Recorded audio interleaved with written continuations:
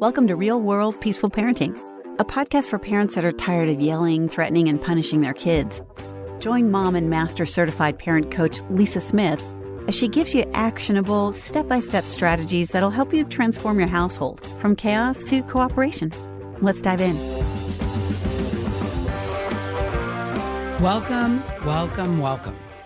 Welcome to today's episode. I am so excited to be with you here today. I know I say this every week, but I promise you every week I mean it. I am just thrilled to be with you each week, bringing you what I hope is useful, relevant, applicable coaching tips and ideas that are really helping you on the path to real world peaceful parenting. And today's no different. Let me start today's episode by sharing this moment with you that I recall vividly. When Malcolm was about 9 years old, I discovered that he had been sneaking snacks, junk food, things that were supposed to be saved for a rare treat. He had been sneaking them and eating them by the bucket loads after I'd specifically told him no more treats that day. I mean, I think we've all probably been here, right? And when I confronted him, and I'm using that word intentionally, when I confronted him about it, my tone was harsh, my body language was tense. And honestly, if I'm, totally honest with you, which I work hard to be, I was in full-on reactive mode. And what happened next was so predictable. But at the time, I couldn't see it or understand it. It was a true blind spot for me. Malcolm got immediately defensive. And he insisted I didn't eat those snacks. I wasn't sneaking anything, even though the evidence was right there. The wrappers were in the garbage can in his bedroom. And he crossed his arms. He avoided eye contact and started power struggling about everything except what had actually happened. Sound familiar? Have you been there? If you're nodding your head right now, thinking of your own child's defensive reactions, then today's episode is especially for you. Today, we're going to dive deep into understanding why our kids get so defensive, why these conversations are so difficult, and why our kids insist upon being argumentative, and more importantly, what we can do about it. Here's something crucial I've learned both as a parent and in the last almost now 20 years as a parent coach. If your home is an environment where mistakes are met with punishment and criticism, and your kid feels like they're getting personally attacked, or where being good is tied to being loved, guess what happens? Defensiveness becomes your child's armor. Think about it for a moment. When your child makes a mistake, screws up, says no, or doesn't follow through, how are you as the parent addressing the issue? Now, this is asking a lot to ask you to take a look at this. I get it, but it's important if you want the dynamic to change. The question you need to ask yourself is, number one, are you in reactive mode? Maybe from a place of anger or fear, which I understand both. And when you're having these conversations with your kid, are you dysregulated? Take a moment and think about that. And be honest with yourself. Because here's the thing. When we approach these situations from a place of aggression or frustration, our kids aren't hearing, hey, I want to work through this with you. They're not hearing that. Instead, what they're hearing and what they're making it mean, chances are things like they're failing, they're not good enough, and they're the problem. And what happens next? Instead of listening, which is what we really want them to do, your child gets defensive, your kid reacts, she shuts down, he argues, and they deflect. And that is what we don't want to happen. Let me share with you another story from my journey with Malcolm. One evening, I discovered he'd lied about finishing his homework. And my old parenting style would have jumped straight into lecture mode. Why didn't you tell me? Why did you lie to me? How could you lie to me? I can't trust you. You're being so dishonest. Blah, blah, blah, blah, blah. Coming from a place of both anger and fear. But you know what that approach would have gotten me? A defensive child who dug his heels in deeper and power struggled. The problem is that this defensiveness doesn't protect your relationship with your kid or teach your child right from wrong. What it does is it creates a distance between you and your child. And here's the fascinating part. This isn't your kid being difficult on purpose. This is how humans are hardwired. It's their nervous system responding to a perceived threat by going into fight or flight mode, even when no real threat exists. Okay, we're going to have a science moment here. This happens in a part of your brain called the amygdala.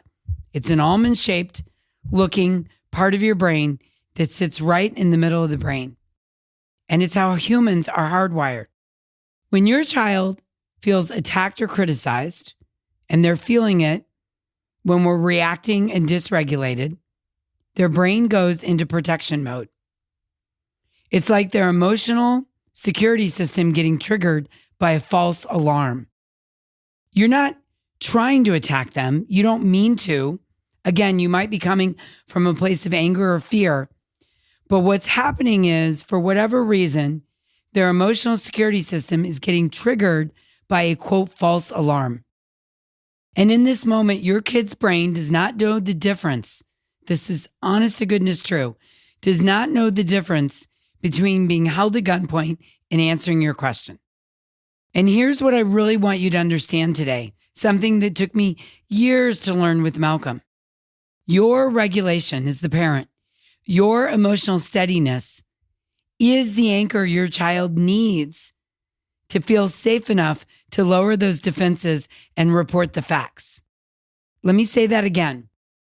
Your regulation, your emotional steadiness is the anchor your kid needs to feel safe enough to lower their defenses and admit, yes, I have homework. Yes, I told you I had homework when I didn't.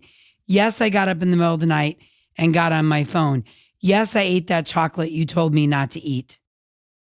You are the anchor that begins to create a safe environment for them to lower their natural defenses and override their amygdala. Think about it this way.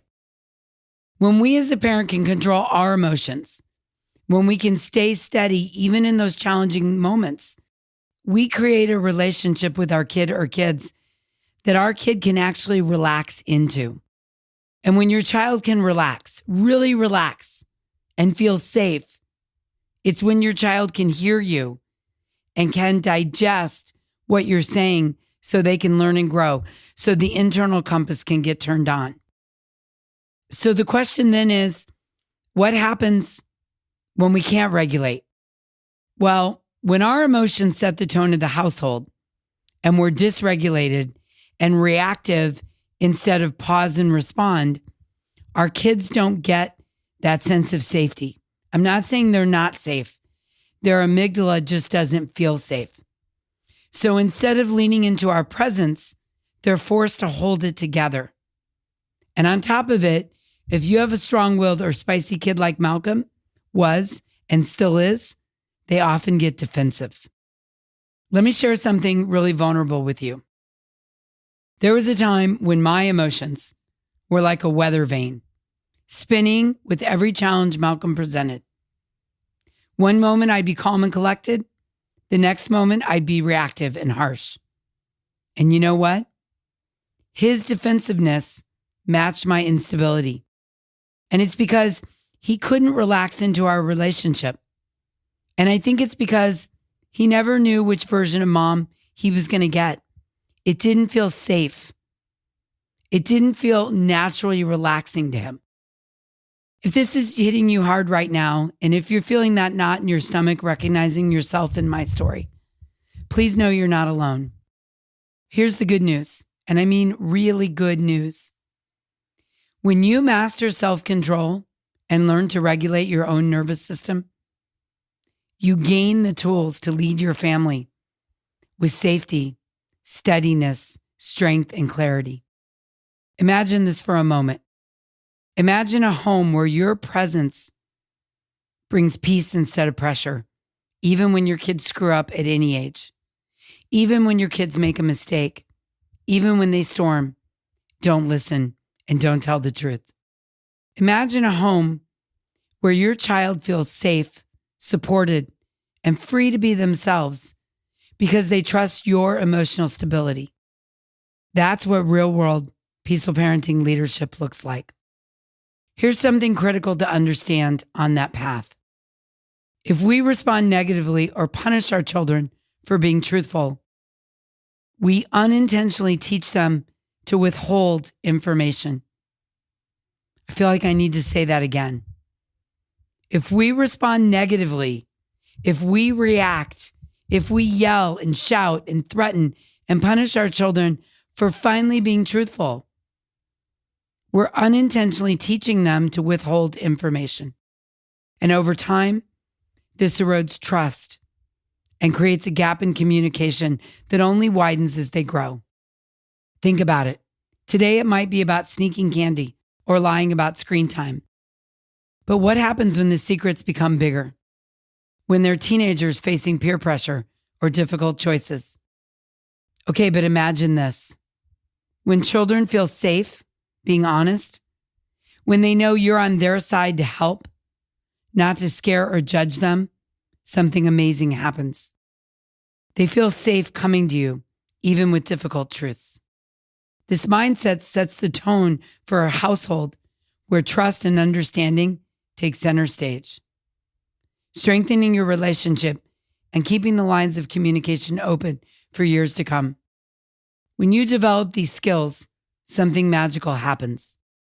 You stop creating tension and start building a home where your child wants to come to you because they know they can. They won't have to walk on eggshells, guessing whether today is emotionally safe. They'll have a parent who is their anchor, not another storm to weather. So what can we do differently? You're asking?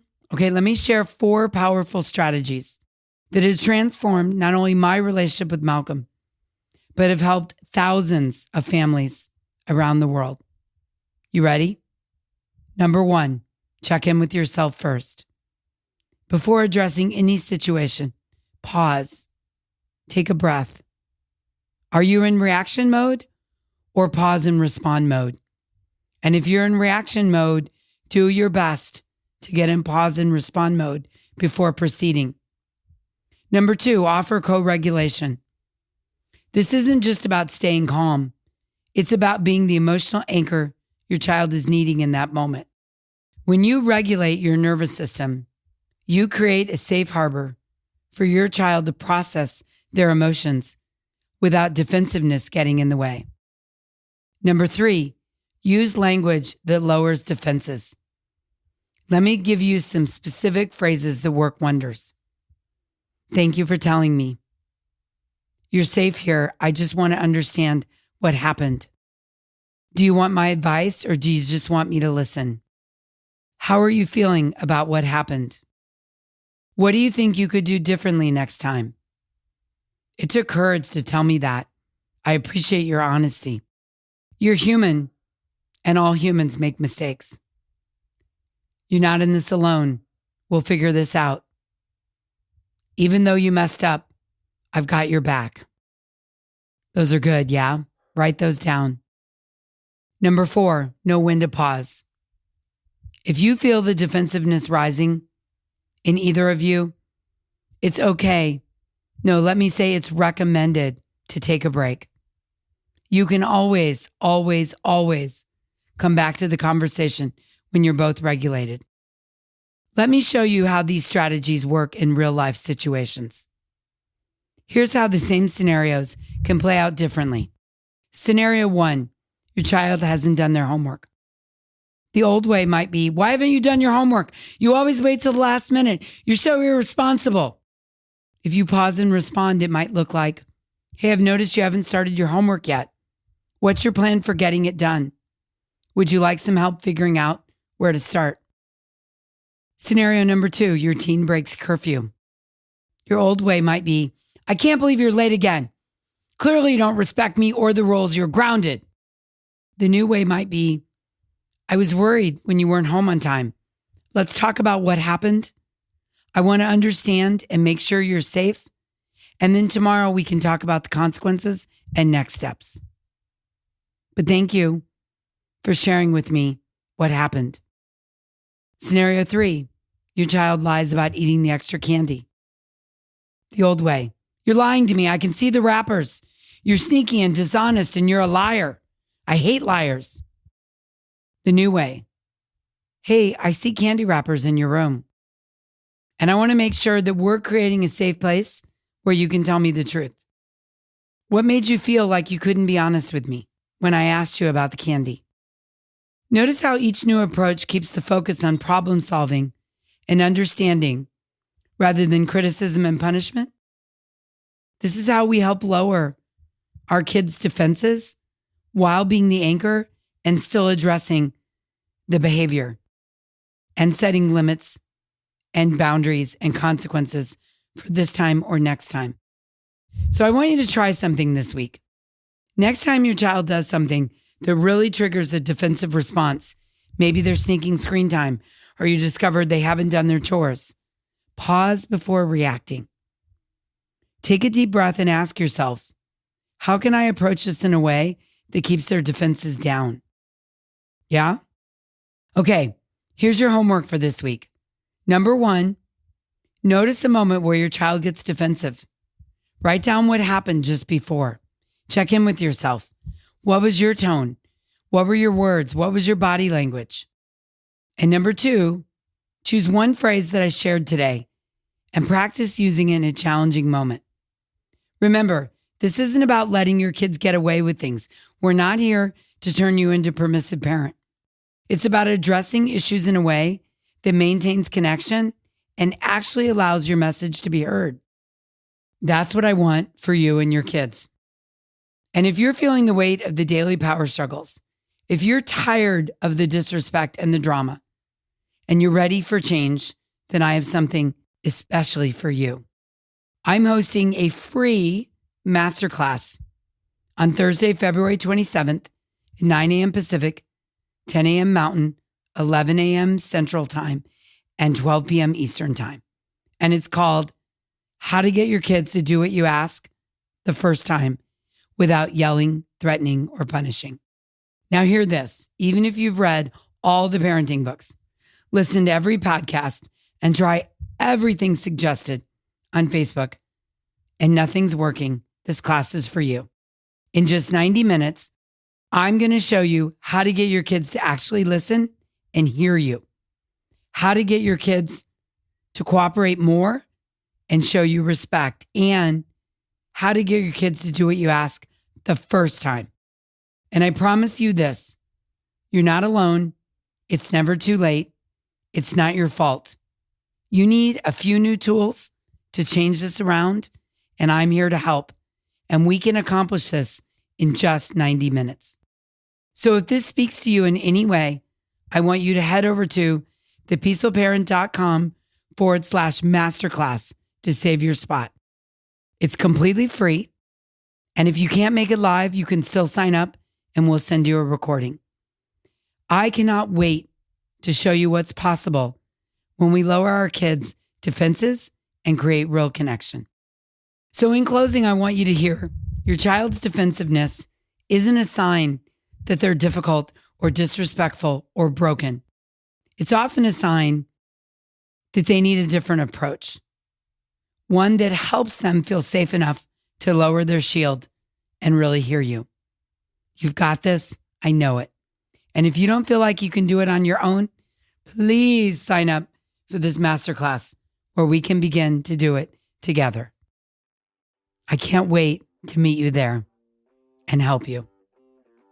Okay, until next time, I'm wishing you peaceful parenting. Thanks for listening to Real World Peaceful Parenting.